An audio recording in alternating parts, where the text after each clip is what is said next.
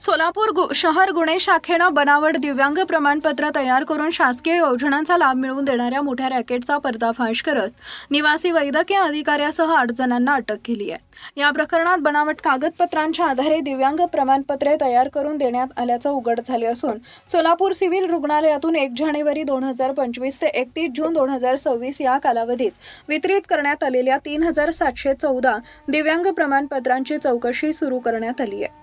या प्रकरणी बाजार पोलीस ठाण्यात गुन्हा दाखल करण्यात आलाय।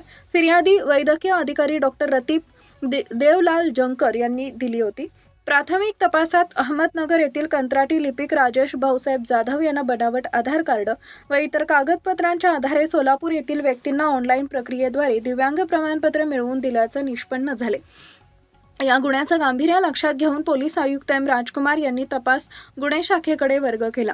तपासादरम्यान आरोपी राजेश जाधव याला अहमदनगर जिल्ह्यातून ताब्यात घेतल्यानंतर या रॅकेटमधील इतर आरोपींची नावं समोर आली। त्यानुसार महेश बाराजे, राजेश दवन, विजय गर्जे, अरुण शिंपी, वसीम शौकत खान, सागर राजपूत आणि निवासी वैद्यकीय अधिकारी डॉक्टर सतीश कनके यांना अटक करण्यात आली। तपासात आरोपी क्रमांक 1 राजेश जाधव यांना बनावट आधार कार्ड तयार करण्यासाठी वापरलेले संगणक व इतर साहित्य जप्त करण्यात आले। दिव्यांग प्रमाणपत्र बनावट तयार करण्यासाठी वापरलेला सोलापूर सिव्हिल रुग्णालयातील संगणकही पोलिसांनी ताब्यात घेतलाय। पोलिसांच्या तपासात आतापर्यंत 8 संशयास्पद दिव्यांग प्रमाणपत्रे विना तपासणी वितरित झाल्याचं स्पष्ट झाले असून त्यामागील संपूर्ण साखळीचा शोध घेण्याचं काम सुरू आहे।